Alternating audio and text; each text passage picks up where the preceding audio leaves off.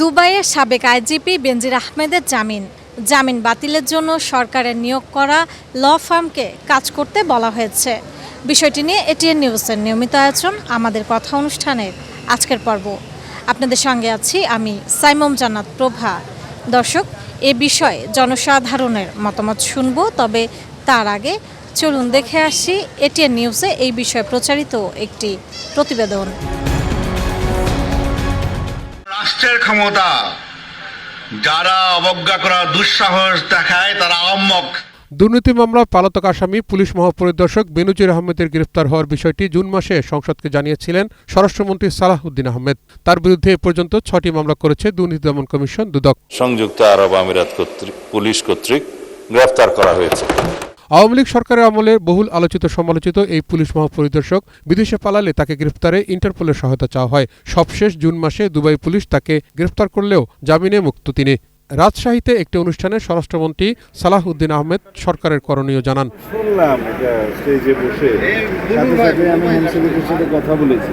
Home secretary Dubai আমাদের ambassador, তার সাথে কথা বলেছি। আমরা ল ফার্ম নিয়োগ করেছি, কয়েকদিন আগেই ল ফার্ম নিয়োগ করেছি। এই বিষয়টা শুধু তাকে ইনস্ট্রাকশন দেওয়া হয়েছে যেন মেডিকেল সিলেকশনের জন্য সে পাস করবে। এদিকে বেনজির আহমেদের ব্যাপারে আইনি সব ধরনের পদক্ষেপ নেওয়া হবে বলে জানিয়েছেন দুদক মহাপরিচালক মীর জয়নুল আবেদিন শিবলি। এইটার আইনি যে পদক্ষেপগুলি নেওয়া দরকার সংশ্লিষ্ট বিভাগ নিশ্চয় নেবে। একসাথে আমরা এই কাজগুলি করি, আমরা MLAR পাঠাই। তো সেটার সেন্ট্রাল অথরিটি হলো হোম মিনিস্ট্রি। আমরা হোমে পাঠাই, হোম থেকে সেটা আপনার ফরেন মিনিস্ট্রি হয়ে সেটা সংশ্লিষ্ট দেশে যায়।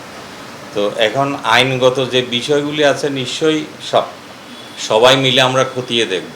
ঢাকা, গাজীপুর, নারায়ণগঞ্জ, গোপালগঞ্জ, মাদারীপুর এবং বান্দরবান সহ দেশের বিভিন্ন স্থানে প্রায় 345 বিঘা জমিসহ বেনজির এবং তার পরিবারের অঢেল সম্পদের খোঁজ পায় দুদক, যেগুলোর বেশিরভাগই জব্দ করা হয়েছে। তাগুদ সৌরভ, এটিএন নিউজ, ঢাকা। দর্শক, এতক্ষণ প্রতিবেদনটি দেখলেন, এবার চলুন দেখে আসি কি বলছেন সাধারণ মানুষ। কোনো একজন ব্যক্তি যদি ক্রাইম করে বা অপরাধ করে, বিদেশে হোক বা দেশে হোক, যেখানেই সে অপরাধ করুক, সেটা যদি তাকে দেশে বাংলাদেশে হস্তান্তর করে এবং বাংলাদেশে আদালত তাকে শাস্তি দেবে, সেটা যেই শাস্তি হোক, কিন্তু বিদেশে বা ওই দেশে শাস্তি দেবে এটার সাথে আমি একমত না, কখনোই না। জুলাই বিপ্লবোত্তর এই সময়ে বেনজির আহমেদের মতো যারা কালপ্রিট বা এরা পুলিশের বা এরকম পুলিশ পুরাটাই পুলিশের যে হত্যাকাণ্ড চালাইছে বা এরা ফুলি লিডে ছিল, বা এদের পরবর্তীতে দুর্নীতি বা এখন আমরা যা দেখতে পারতেছি, এটার সাথে তার এটা জামিন হওয়া, একে তো সে দেশের থেকে পালিয়ে গেছে, সরকারের এটা নিয়ে তাকে দেশে ফেরত আনার বা এটার কোনো আমরা কার্যক্রম দেখতে পারতেছি না। বা জুলাই বিপ্লবের সাথে আমরা মনে করি একটা বিশ্বাসঘাতকতার কাজ করতেছে। উনি একটা প্রসেস অ্যাপ্লাই করেছে, ওখানে যদি উনি আপনার কনভিক্টেড অবস্থায় থাকতে পারে তাহলে বাংলাদেশ গভর্নমেন্টের ল প্রসিডিওরগুলো তাকে আনতে একটু অসুবিধা হয়।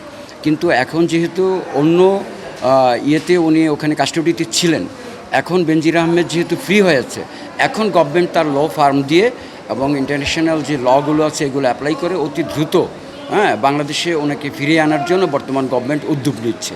Is a criminal for the nation, for the citizen.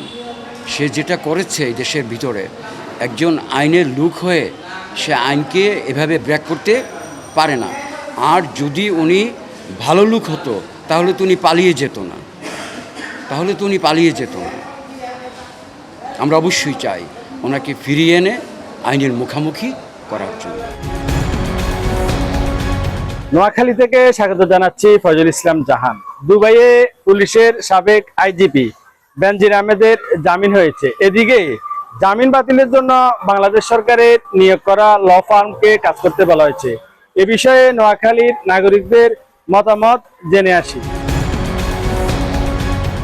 ওই দেশের আইন ওই দেশের নিয়মে চলবে, বাংলাদেশের নিয়মে ওই দেশের আইন চলবে না। বাংলাদেশ সরকারের উচিত সেই দেশের সাথে কনসালটেন্সি নিয়োগ করে সে দেশের সরকারের সাথে করে আলোচনার মাধ্যমে বেনজির আহমেদকে বাংলাদেশে যেভাবে ফিরিয়ে আনা যায় সেই ব্যবস্থা করা এবং বাংলাদেশের আইন অনুযায়ী বাংলাদেশে তার সুষ্ঠু বিচার করা উচিত।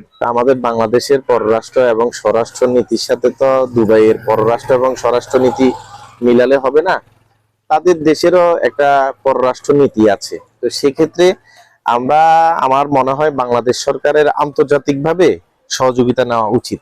প্রয়োজন বোধ ইন্টারপোলের সাহায্য নেওয়া দরকার, যাতে বাংলাদেশ একটা দৃষ্টান্ত স্থাপিত হয় এবং দেশ যাতে উপকৃত এবং তার যে ফাঁসার পর অর্থ সম্পদ এগুলো যেন বাংলাদেশ সরকারের কাজে লাগে। আমি কামরুজ্জামান সাভার থেকে আপনাদেরকে স্বাগত জানাচ্ছি এটিএন নিউজের নিয়মিত আয়োজন আমাদের কথা। আজকে আমরা জানবো গতকালকে দুবাইতে সাবেক আইজিপি বেনজির আহমেদের জামিন দেওয়া হয়েছে। এদিকে বাংলাদেশ সরকারের নিয়োগকৃত ল ফার্মকে জামিন বাতিলের জন্য কাজ করতে বলা হয়েছে। এই নিয়ে চলুন দেখে আসি সাধারণ মানুষের ভাবনা কি। দুবাইতে ওনার জামিন হয়েছে শুনলাম, এটা দুঃখজনক। বাংলাদেশের ল ফার্মগুলা আরো শক্তিশালী হয়ে এর পক্ষে কাজ করা উচিত। উনি একজন ক্রিমিনাল, উনি দেশের জন্য অনেক অনেক ক্ষতি করেছে। ওনাকে দেশের প্রচলিত আইনে ওনার শাস্তি হওয়া উচিত।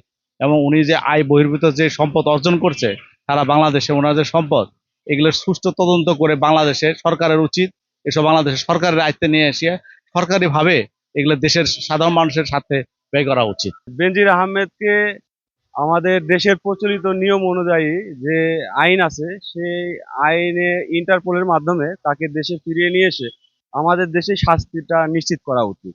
এবং এর সাথে সাথে তার যে অবৈধ সম্পদ বা যা উপার্জন করছে এগুলো সরকার নিজ দায়িত্বে নিয়ে গরিবদের মাঝে বিলিয়ে দেওয়া উচিত বলে আমি মনে করি। দর্শক, এই ছিল এটিএন নিউজের নিয়মিত আয়োজন আমাদের কথা অনুষ্ঠানের আজকের পর্ব। বিদায় নিচ্ছি আমি সাইমম জান্নাত প্রভা। দেখা হবে আগামী পর্বে। ততক্ষণ পর্যন্ত সুস্থ থাকুন, ভালো থাকুন, সঙ্গে থাকুন এটিএন নিউজের।